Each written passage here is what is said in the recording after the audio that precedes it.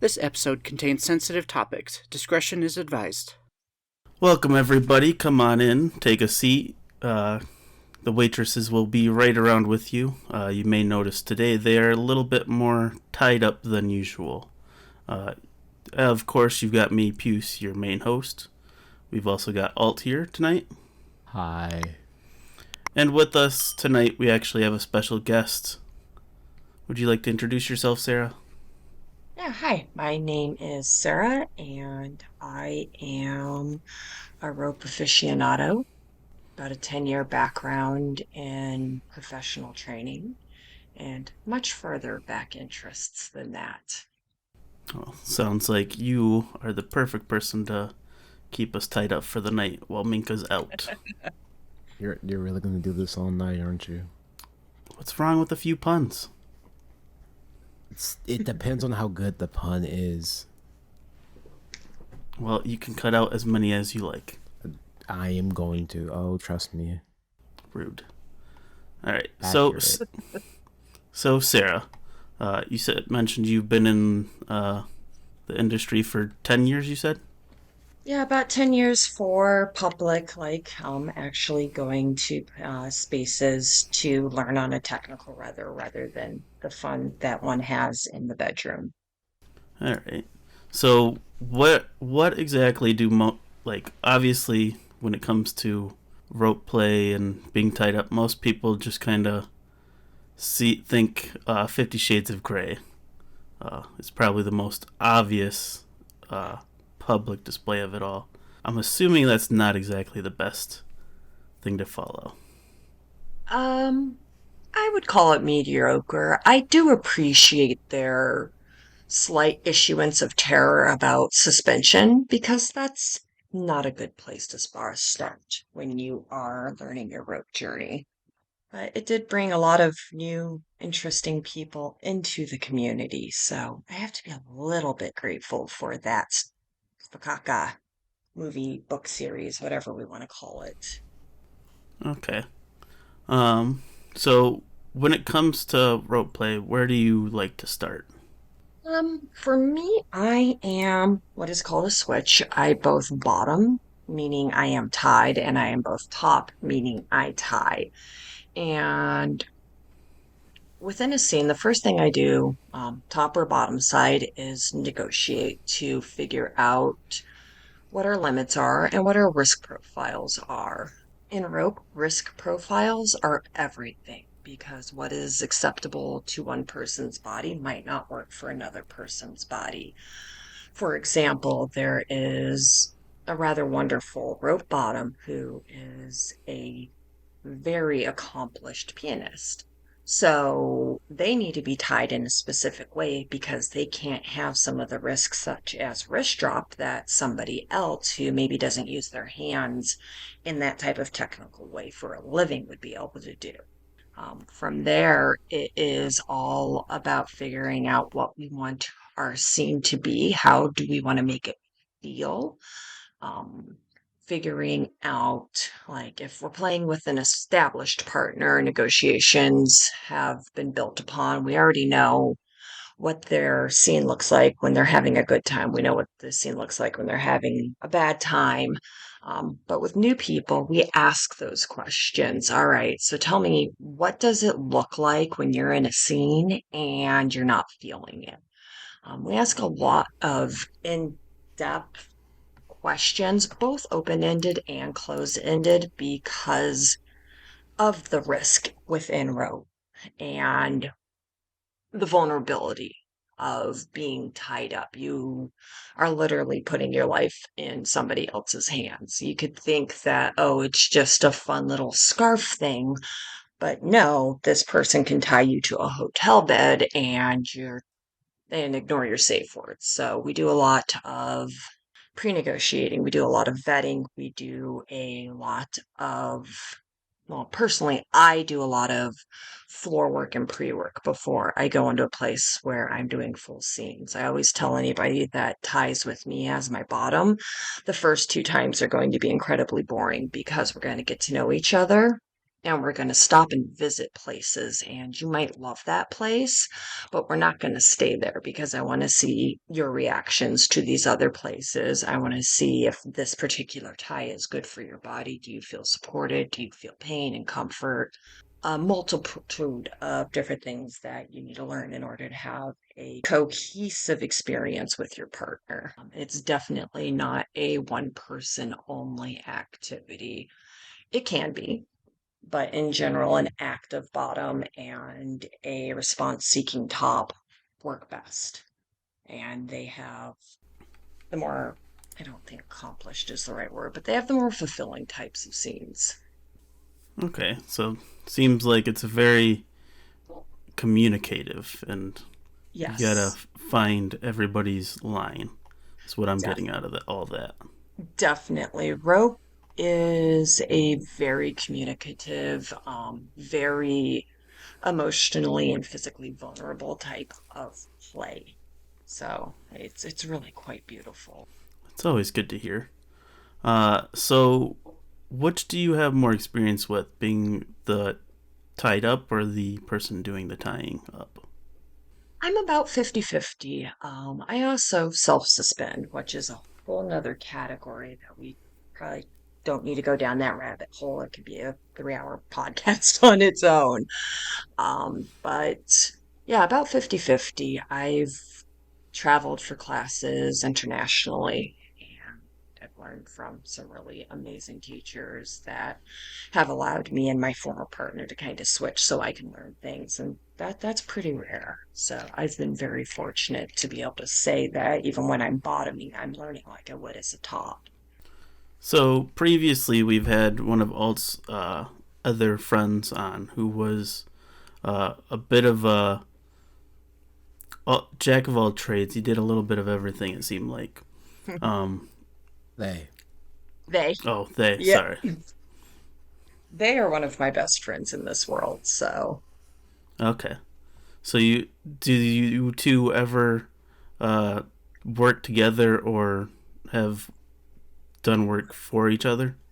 I've taught them a number of things. They've taught me a number of things. We are very much platonic play partners, meaning we don't really engage in activity, but we engage in teaching. And if they are tying their partner, they'll ask me, hey, can you come check this out? Or we're trying to get like a little group together for people that want to learn in a very small, very vetted place so that it can be a little bit more accessible outside of our local dungeon clubs because not everybody wants to go into that environment. It is not accessible emotionally for everybody. That's good to hear. It's always good to have kind of a cross contamination type of thing going on to make sure everybody's uh, Exactly. up to date and learning new things, because nobody knows everything, right? Yeah. And the more you think you know about rope, the more you realize, well, it's kind of the lovely bell curve. You start it and you're like, I know all these things, and then you start getting into moderate to high level classes, and you're like, am I allowed to swear? Yeah, of course. Awesome. You're like, Right. Oh, oh shit, What? I don't know are we allowed to anything. swear? Did you ask if you were allowed to cuss? Consent. It's all about consent. There are multiple places This and is an podcasts. R18 podcast. The shit we have said before. Still gonna ask. That's wired into me from being in the rope community. Like the rope community is really a sub community of a sub community of the entire kink world. We are, I want to say, insular, and in a way we are because rope is one of the few kinks that you can truly photograph the process. I mean, with other impact play and different kinds of play, you can take pictures of the bruises. You can take a single picture of a flogger coming down. But with rope, when you're looking at these pictures, for some people, those pictures are their kink of rope. They're being able to look at those pictures and say, I feel exactly the way I wanted to feel in this scene, or I feel beautiful or wow, I didn't know I could do that. So rope pant is tactile. It's also visual for many people. I am not a picture taker. I wrap myself in my scene with my partner, and pretty much nothing exists outside of our bubble. But I have many friends who are professional photographers and they photograph their rope bondage, and I get to see these images and go, wow, you're awesome. And then I see some images and I go, oh, no, no, no. You're on the list of not going near me. We might have to have a conversation after podcast about that. That just gave me an idea. Okay. How'd you get into all this? I don't know. Um, FetLife. And when the website first opened, I think it was late 2007, I created a profile. It kind of went dormant, didn't really respond to anything. I got out of me and my ex-husband divorced, and he was the most vanilla person on the planet. And I was like, I want to try this public kink thing because I've done play with past partners, past girlfriends, past boyfriends, past they friends, but I've never really been to a dungeon. And random person messaged me, and I was new to the scene. Um, don't do what I did. Don't just go meet them for dinner and be like, "Oh, you seem nice. You can tie me up." Um, I didn't know enough. Man, I man. was a trusting soul back then. Back then. I'm sorry. I'm so sorry. He actually ended up being pretty amazing. We're still friends to this day. We do not tie That's good. at all.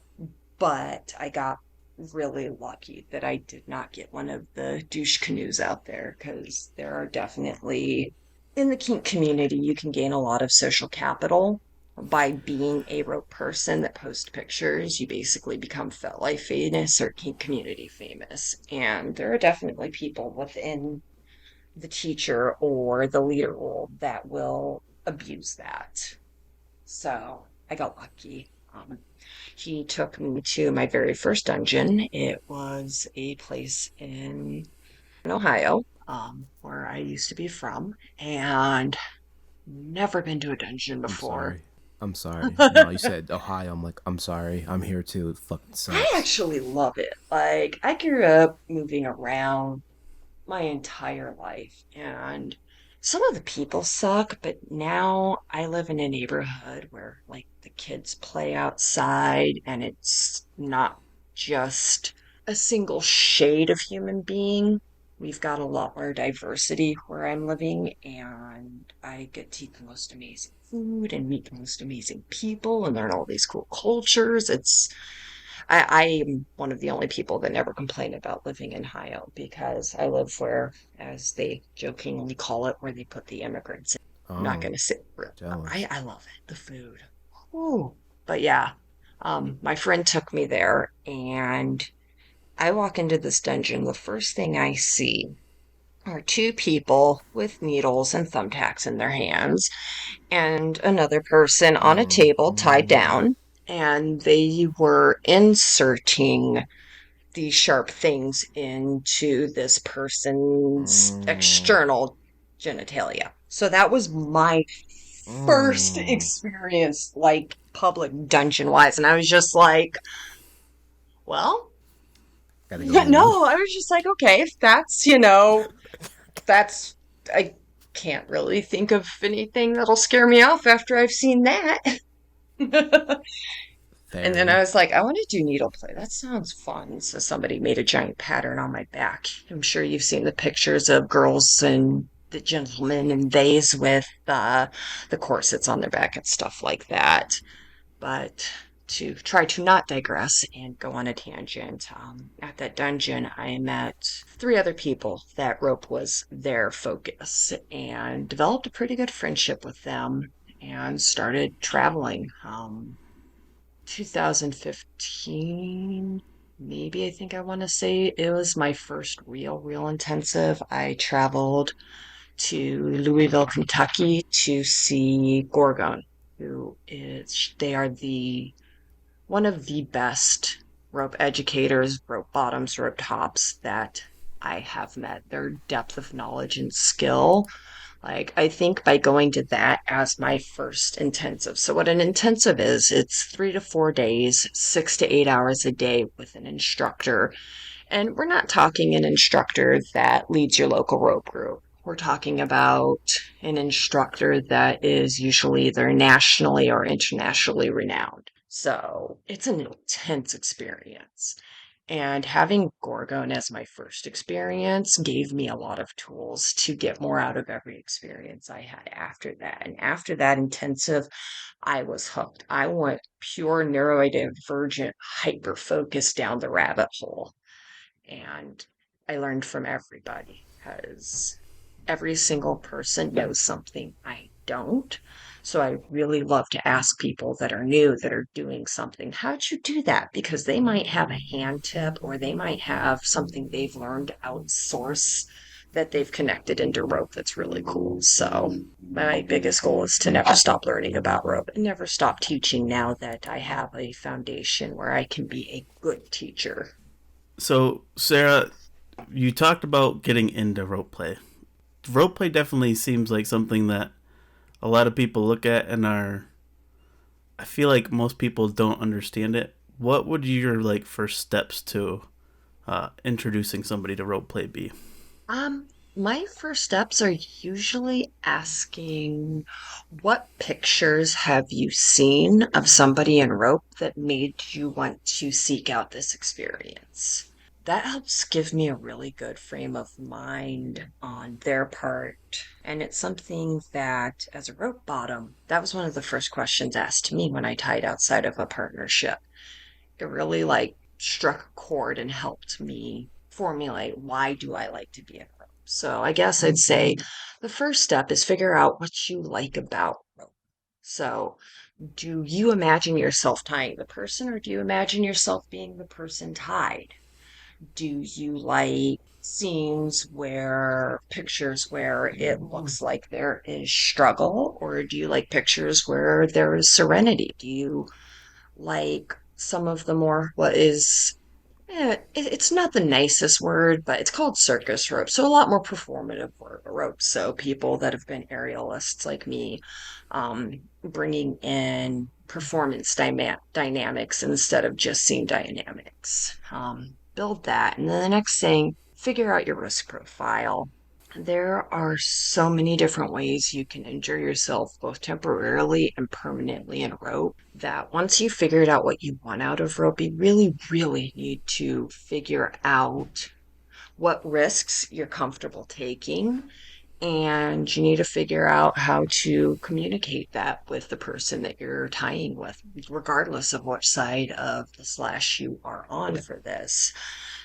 You also need to figure out, do you want DS dynamic in rope, or do you want it to be just two equals, but you are bottoming rather than submitting? I know with D you went into the DS, so I'm trying to not talk about what they spoke about, but it's pretty significant to know where you want to be mentally within the rope. So figure out what you like, figure out your risk profile. Are you okay with an accident where you get wrist drop? And what wrist drop is it means you cannot do something, say, like pretend you're revving a motorcycle. So that motion of lifting your wrist from the down position to the up position. There's a nerve that runs along the back of the arm between the delta muscle, and certain types of ties run a significantly higher risk of compressing that nerve and causing damage. I've personally had wrist drop 3 times in 10 years. I've been incredibly lucky that I've never lost function for more than 48 hours, but it's scary. You need to understand that if suspension is your end goal, whole nother risk profile you have to decide for yourself. Um, I highly advocate for people to find local rope groups, have a place where you can have communication, because there's so much that you don't realize that you need to know until somebody says it and it rings that bell or unchecks that box in your brain and you're like, oh, I need to learn more about this type of danger, or I want to learn more about this type of skill. I'm bloviating. I'm sorry. Oh no, I've been enjoying listening to all this. I don't know about alt. We fucked up. What did I What do you do? mean? This is our Christmas special, and we ain't say shit about that. That's my bad. Oh Well, yeah. holiday special, because it's the week of Christmas, and I'm gonna week of Christmas. Yeah, All let's go with right. that. Since not everyone celebrates Christmas, it's gonna be The the holiday week. holiday special. Right, you're supposed to be teaching us how to wrap presents, not Oh, people. contact paper. So, Sarah, you Yes. mentioned suspension.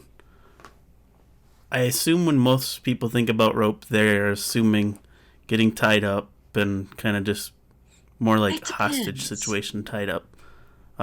When you say suspension, you mean like dangling Yes. from a ceiling or Yes. like So off the there wall, right? are a few different, I'm going to call them schools. That tends to be the most relatable term to people. Schools of rope. You've got Western rope, which is if you see the Two Naughty Boys books or tutorials, a lot of the decorative corsetry, a lot of the nylon rope. There's not a lot of ceremony to the tying. It's functional with a decorative twist. You have got shibari, kimbaku, Japanese rope. Everybody has a different name for it. Everybody has a different story for the name for it. Um, and that is more ceremonialized. There are more strict pattern usages. It tends to be suspension led, um, as that's the nature of the Japanese rope style. But you've got floor work, which is where most people start, and that is the damsel in distress, the hog tied on the ground. We all have seen the internet picture of the girl with the ball gag in her mouth, and she's literally hog tied. So that would be a floor rope. You've got partial suspensions, and what these usually are is something that we call predicament play. So you'll tie your partner and you'll put them in a position and you'll add to the tie so that if they move from that position, you can either add pleasure, you can add pain, you can add traps where if they move, they're going to twist, fall, they're going to completely change the tie. So many different things. It's called partial suspension because when you put your partner in this position, you often have them tied off to what's called a hard point. Hard points are suspension rings. You'll see them in dungeons. Some people will have them done at home. No, you cannot just put an eye hook into your ceiling joist and call it a suspension point. That's a great way to avoid your homeowner's insurance, possibly damage the structural integrity of your house, and drop your partner on your head, which is never a good time. And then you've got full suspension, which is a very large topic. It's a lot of people's end goal, and I never really quite. I couldn't put my finger on the pulse of why suspension was everybody's end goal until I realized it's the pictures. You don't really see, outside of like professional, this tie is done particularly for this picture, pictures of people that are just doing floor play. Like you might get the picture of the pattern, but you don't really get the picture that includes the emotion within the tie with foreplay. You can, not as common. Suspension that really shines right through. So that's what a lot of people see when they are first looking at rope. If you do the hashtag Shibari on Instagram, or please don't do TikTok. I haven't found a single one that I I'm surprised I have not caught a ban for some of the things I have read people on. I have read them to filth and I will do it again. Thank you. But yeah. Okay, that's good to know about suspension because I didn't know there were so many levels to that kind of thing. I just kind of figured there was full on dangling and then just kind of being tied up. Yeah, within suspension there are multiple. multiple levels of suspension. You've got static suspension, where you tie them into the pose and you let them hang there. Or if you're doing sexy time stuff, you do your sexy time stuff. You've got dynamic suspension, where you are putting your partner into a pose or you're being put into a pose and then you transition to another one. There's sequences through that. You've got performance suspension where a partner will be tied and you're doing it as a performance. So sometimes they'll body surf their partner or other elements will be added. Very common, you'll see people that are suspended these beautiful poses and you'll see a rock tied around their waist and you're like, what the huh? And that's part of the suspension. It's part of the performance of it. So with the Japanese, one school of thought, train of thought is shibari is a three-person sport. It's the top, the bottom, and the audience. And that can create some really interesting dynamics. I've seen some performances that are absolutely unparalleled to some of the Cirque du Soleil type performances I've seen. So it's rope is a topic that contains about 5,000 subtopics. Suspension is just a chunk of that most people think to because they are the prettiest pictures. At least that's my theory. That doesn't mean I'm right. It's good to know we've picked such a broad topic then to talk about with a million points. Yes. That's why I tried to come up with an outline and not go too far because there's a lot of philosophy behind it. There's a lot of study in the neurogenical effects of it. There is so many cool things. Out in Pittsburgh, there is a person who spends their time basically putting the wires to the head, doing oh geez, my brain just completely farted that acronym. But the wires to the head, check the alpha, theta, beta waves, tie their partner up, check them, do a lot of different stuff. They have done some amazing science on rope and different reactions and why people react. So you definitely picked a very, very large topic. Well, good to know if we ever want to have a deep dive episode on any one particular thing. This is one subject we can deep dive into several times. Definitely. And there are so many people much better at speaking to other parts than me. I would love to get you in touch with them should you decide to do that. It's always wonderful to hear. Thank you. So next on your little outline, you've kind of helped us build to keep us somewhat on track. You list compression. Hmm. So I assume that's how tight the ropes get, what parts of the body are feeling the pressure, that kind of stuff. Partially. So some people, one of my partners really loves the feeling of being tightly bound. So think of a mummy tie where it looks like somebody's basically been mummified in rope or plastic. You see people mummified by plastic. It's same theory. Some people like compression because they like pain on their feet. So there are ties where you put your rope between the toes and you do some fun things and it creates significant compression on the feet. Some people have breast fetishes with ties and you can do what's called a cupcake tie. And you can tie the breast, which will engorge it with blood and make it 1,000 times more sensitive. There is compression and just as a hug. There's compression of feeling like you're falling, but you can't. You're so compressed you can't stop it. It's your top who's creating the Mm, sensation. So mm, you've got that feeling of comfort of compression because most mammals like the feeling of compression. It's why weighted blankets have become so popular, is that feeling feels good. It's man, reassuring. And then that is not where I thought you were gonna go with that. and then you get to the tops like, okay, I'm not gonna lie, I can be a bit of a sadist who will give you that compression, that comfort, let you sink into it, and then I'll transition you into a position where you feel like you're falling, where you're off balance. No, Oh, mm-mm, it's beautiful. mm-mm, It's beautiful. mm-mm. Um, And it might not be physically off balance. It might be a mind fuck. It might be fear play. It might be just slightly they're partially suspended, their toes are touching, and it's just pushing their toes so that they lose their footing for a second until they can refine it. So Mm-mm. you're really Mm-mm. playing with the lizard brain in the in your prefrontal cortex with this. You've got your fear in the back, and you've got your comfort and your more evolved emotions in the front. So it can be cathartic. It could be fun.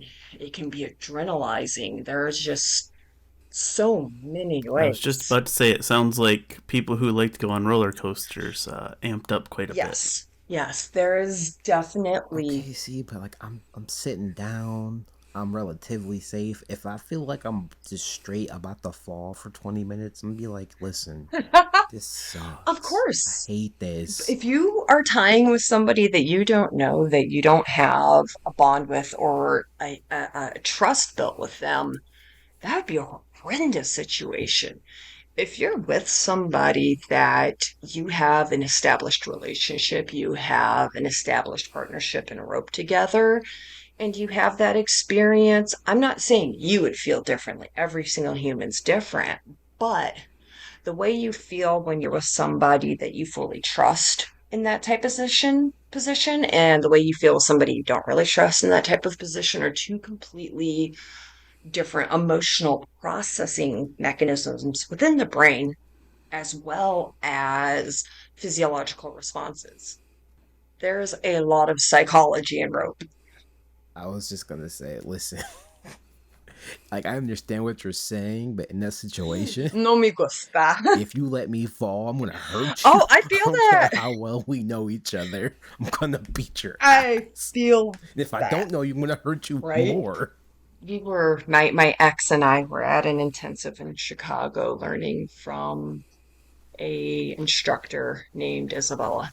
And we were learning this new tie. I've never done it before. And as soon as she had brought me into position for the first transition, I'm like, I'm going to hit my head if you move me. And they're like, no, no, no, it's okay. And I'm like, no, I'm going to hit my head. And they're like, no, no, you're not.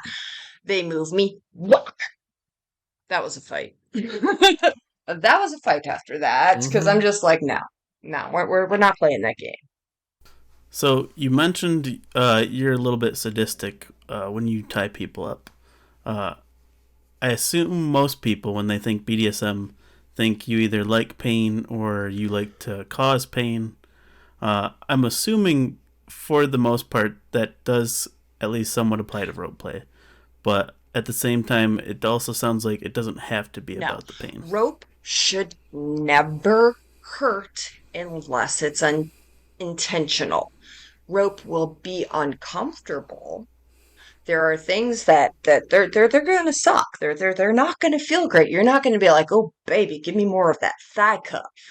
Those things suck, but they're not necessarily pain. They are not intentional pain. If you are a top and whatever you tie is always causing pain and not just discomfort as you work into the tie, that means you need to evaluate your skill and learn your tie better. Pain should always be intentional, not incendiary to the rope tie. I thought that'd be the answer. I just like to always touch base on that to Yeah. make sure everybody's always on the same page of knowing pain is not the For some people, it is. Yeah. side effect. It's more the cause. It's what you Yeah. want It to be the goal, not it's something that happens along exactly. the It way. is. It should be built on intent, not on what sounds kind of snobby, but what I would call a lack of skill. If you can't tie something in a way that doesn't cause physical pain, then you probably shouldn't be tying that on another human in a scene until you have figured your tie out well. Yeah, you fucking scrub. What are you talking about? Did you not? Never mind. Never mind. I don't know what you're talking about. So like, one of my ex girlfriends was like, "Yeah, I want to try Hmm. Shibari," and I looked at her. I'm like, "Listen, I love you. who the fuck you gonna find to do that? Because we both know I do not have the patience to tie you up, nor the skill or ability. So who gonna do that? I'm totally fine with us finding someone to tie you up, but it's not gonna be me. I It's ain't got just the not your patience for thing, and that. that's okay. I did not have the patience at first. I did not have somebody that took the act of tying and actually made it an emotive part of a scene for a while. So I was always bored just waiting for them to be done so I could go in the air. But with rope, everything is intention and how you touch your partner, how your partner reacts to you. Like one of my favorite things is when I'm tying what's called a gote or a TK, hoilday. There's a million names. It's based on a box tie, hands behind the back. Basically, if you can touch your hands to your elbows, you create a box on your back. There's a tie. And the feeling of when you first tie the person's wrist and then you pull them onto you and start bringing around the wraps on the shoulders, the way a person melts during that is one of like my favorite things in the world. It's my favorite thing as a bottom, and it's my favorite thing as a top. Like that moment of connection is just chef's kiss. All right. Wasn't expecting that meme to come back out. All I'm right. 40. I've got to do cringy stuff. I'm an old lady. That's just the ripe age of figuring everything out and having a Yeah. lot of It's experience. the age where you no longer give a fuck what anybody thinks about you because you realize people don't actually care what you're doing. They're not watching you. They're too wrapped up in their own brains. You're lucky if they remember you exist 3 seconds after you walk out the door, so you might as well have fun with it. Damn, I crossed that bridge years ago. I did when I came into the community.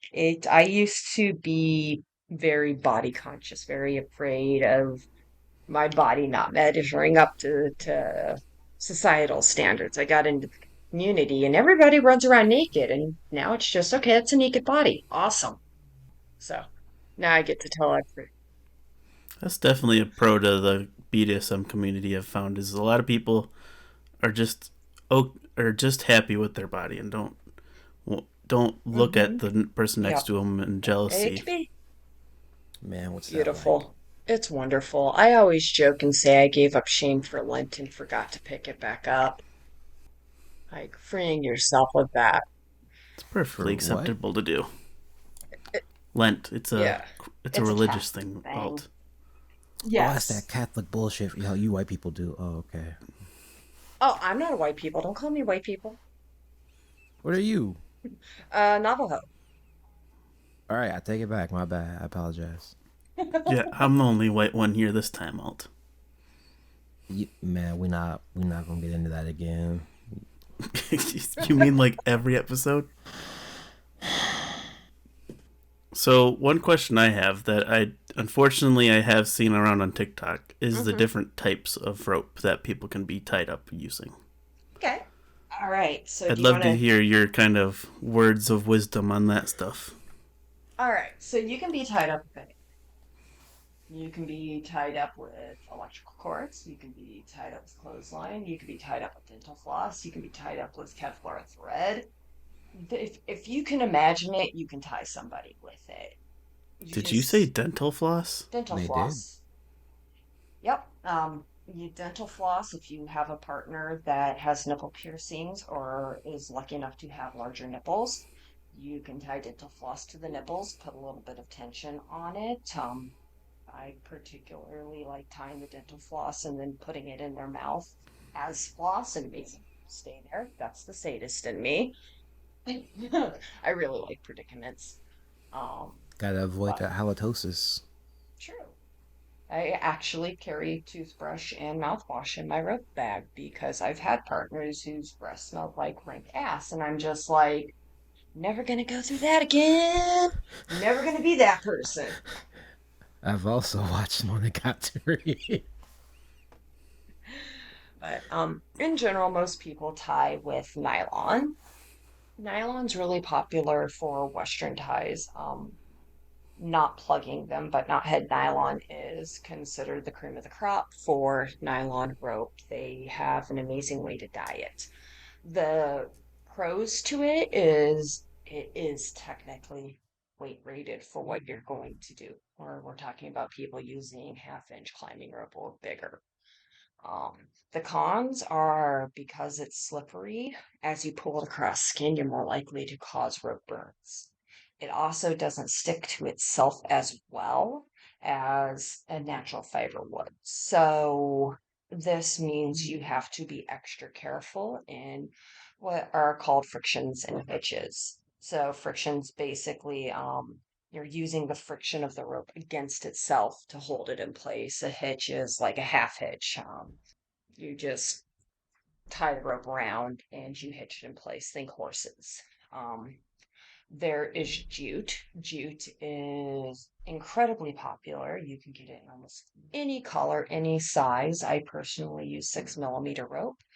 Um, it's not technically safe. It is not technically weight rated as is, but you double it up and you add multiple contingencies within your ties if something fails. Um, it's great because it has what's called a very natural tooth. It grabs to itself really well. It stays in frictions and hitches and knots really well. One of the downsides is it can stay in knots too well. It can compress. Um, if you add water to it, it can compress quite a lot and become impossible to untie. Um, a lot of the water scenes you'll see people do, they're using jute that they're about to throw out, or they're going. It has a higher weight rating. A lot of people that are allergic to grass tend to do better with hemp over jute because jute is technically grass. It is a little bit stronger. It has a different smell, a different flavor, a different touch. What type of rope a person uses very personal to their education, what they were first exposed to, um, what feels good in their hands, what's accessible price wise. Because holy hell, can you go from cheap to is this going to blow me when I get home? How the fuck do you make your own Oh, it's rope? really easy. It is incredibly easy. So you hit Home Depot or Tractor Supply or whatever, Joanne Fabrics, Michaels, and you get the type of yarn thread that you want to make the rope out of. We come home, you get a gel. I recommend one of them ones that you can plug in with some stacks. And about 6 feet down, you put in 3 hooks, and you run your rope, your threads back however many times, however big you want your rope to be. You use your drill, you twist it together, you knock that off, you go to the other side, and you have everything like that. And then you retrace the opposite direction, you're not untangled with the knot, and it creates growth. We have 2 people in the greater Cleveland Akron area that teach rope making classes at least once a year. It's fun, and you learn so much more about everything. Um, just everything by learning how to make ground out. It's always fun. And you can make it with yarn. You can make it with cheap lion head acrylic yarn. You can make it with $50 of skein silk yarn. You can do anything. Um, I will say it needs to be at least 1 millimeter. Sarah, I was No more. that sparked the thought that I had way earlier. You had mentioned sex and rope play. Uh, we've learned in our previous BDSM conversations that it's not always about the sex. It's almost something that sex is related Yes, to, but they it can doesn't be have to be completely at all. separate. I personally, my advice to myself is I don't tie people that I wouldn't fuck. Because for me, rope is very emotionally and physically vulnerable.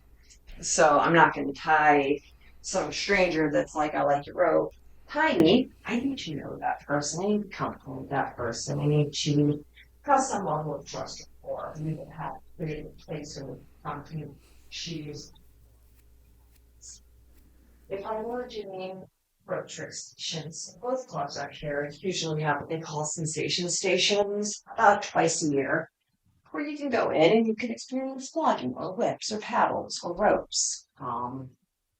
Sometimes they'll do rope rides where they'll put somebody in what's called a hip harness. It's exactly what it sounds.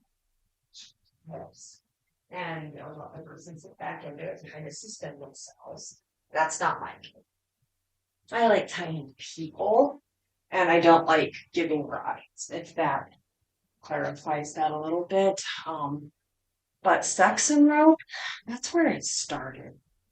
It started as fetish, and how I don't know how to explain this. As the world realized that there's more than binary, there is more than gay or straight, there's asexual, demisexual, sapiosexual. A place really grew for people that are not sexual. You want to leave things. Um, they just want to do ties, they just want to experience the sensations, but they don't want the intimacies or necessarily vulnerabilities in it. Those are the people that I usually say, I'm not the best person for you. This person likes to do that type of experience. It's very rare that I would send somebody to another person unless I send them a platform. It's like, if somebody walks into a community and they're like, I tie rope, I am rope god. And I'm like, that's funny. I've never seen you at a class and I've been doing it for 7 years. How'd you learn? And they're like, the internet. And I'm like, yeah, a book. Facebook. They're great resources once you know your basics, once you've got your skills. I'm not joking when I say 50 single columns a day. It helps you learn muscle. So memory saves lives, saves necks, saves wrists. Um, it helps create either a sexual, if you've got the muscle memory, you've got the stored feeling of it, you're able to make that tie a more in a passion situation where you're not necessarily thinking of all of the covering that kind of, oh yeah, it's a no. That's why practice is so important. We have a couple up here that teaches at the local swinger club in Cleveland that teaches a lot of bedroom suspension and stuff that's easy to do. It's just meditating forward. Obviously, you can go to like Kinky U and whatever porn thing of your favorite flavor and find where people and people getting fucked in the road. That is wherever it came from. A long time ago, Japanese man was a photographer, kind of wife, really liked it, kept doing more, doing more, doing more. And that singular incident snowballed into this entire community. This man creating these pictures and prints. It's fascinating. I will try not to go that. What would you like in the comments? Well, that sounds like a. It sounds like a lot of BDSM subcategories started with sex, and then have slowly grown out from there. And unfortunately, that first experience is always what seems to keep everybody tied to. Oh, it's got to be about the sex. So I definitely see that it was a community that started there, and then rope play's grown to just the comfort and the like release of oneself. There are people I'll tie with where I don't want it to be sexy time. I just want, say, I want Seminole, torture rope. I just want it to hurt. I just want to know that I am a badass and I can endure this. And then there's times where I want very connective rope, where I want to feel me and my partner really kind of merge and create this wonderful space where nobody else exists. As many times as we've tied, we've never had sex while tied. That's outside of my risk profile because I can't be in full control of the rope if I'm banging you. It just doesn't work that way. So I will create the mood, untie, and then we have happy, sexy, fun times. But in rope, I want to be thinking about our shared pleasure rather than, oh shit, is my friend, this person going to get hurt? Has the ropes moved? Do we need to check tension? Do we need to adjust anything? Okay, is everything like those five blanket things? You don't want to have to split your attention between the person and Exactly. the rope. It is not safe to split your attention. It really isn't. That's why some of the most beautiful rope pictures are ones that had three PAs in the background helping the person get lifted. Okay, everybody clears, take the picture, down the model goes. The way you talk about it definitely makes it feel not even like in a like sexual way, but it makes it sound very romantic and like connecting to everybody. For me, it is. I definitely can't speak for everybody, obviously, but for me, rope is a tool that I can use to tell somebody how I feel about them. It is a way I can create a mood. I can change a mood. It is a way that somebody can do all those things for me. Feel comforted, make me feel brave, can make me feel strong, it can make me feel beautiful. It can wreck me and make me feel ugly, miserable, and disgusting. Like you can use this tool to seek emotions in another person and getting to the point where you have the skill, the ability, and the forethought to be able to do that, it's a journey. I personally, obviously, I think it's worth it. But some people, they just want to tie up pretty skinny white girls, take a picture, and be peacocks. And that's their thing. That's what gets them off. And as long as everybody's consenting and people aren't getting hurt, right the fuck on. Well, Sarah, you have been quite the wealth of knowledge for all tonight today. Do you have any like websites or socials or anything you'd like to plug just in general? I am on Flatlight as Not Today Satan, with the underscore. And on Instagram, I'm not period today period Satan underscore row. That's set to private, so friend me if you don't look like a creeper. What's your favorite type of tie? Um, my favorite personal, if I'm doing it with another person, is putting them in a box tie or a gote TK, one of the 5 million names for the same damn tie, and doing a single column on the ankle and working with the person's body to create different shapes. If I am tying myself, my favorite tie to self suspend from is what's called a single line around my waist. It's basically just a single column around my waist. And I do my little party tricks from there. Being tied, I really love deep torsion ties where my shoulders are facing one direction but I am torsioned in a way that the rest of my body's facing another direction. I find the constriction of breath and the constriction of body movement to be incredibly relaxing for some reason.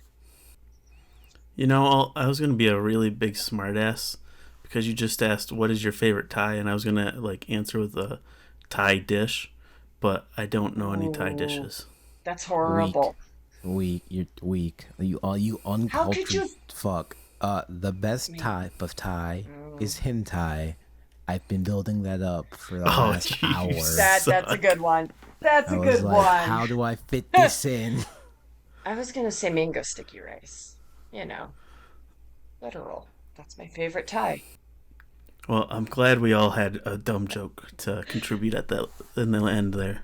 That tells me you've never had pho I haven't had any. or We've banh mi. discussed we've discussed this before. I don't have any type of foods that are not just nothing here. Homie, when I get you out here, we trying all the food. You don't, you man. If when you go to PA, if you do not get a Philly cheesesteak, I'm gonna hurt you. Oh, I got the state wrong. I was in Minnesota. Yeah, that's where I was. All right, we're done. We're done. I We're guess Okay. done. Final plugs. As you all know, we have a. If you're listening to this podcast, you must have found us somewhere. We are on Spotify, Google Podcast, Apple Podcast, wherever you find a podcast, you can find us at the Lusty Lounge, except for Amazon. I feel like we could get on there. We got denied. They were like, "No, y'all talking about sex? Get out of here." I'm like, Oh. fair enough. Well, we tried. We also have the Lusty Lounge Discord server as well as Facebook page, as well as on Twitter and... Oh, wait, we're not on Instagram yet. On Twitter, you can find us at the Lusty Lounge. And as always, everybody be safe. Consent is key. And tie your partners up well. Just don't let the door hit you on the way out. And everybody have a good night. Bye. Bye.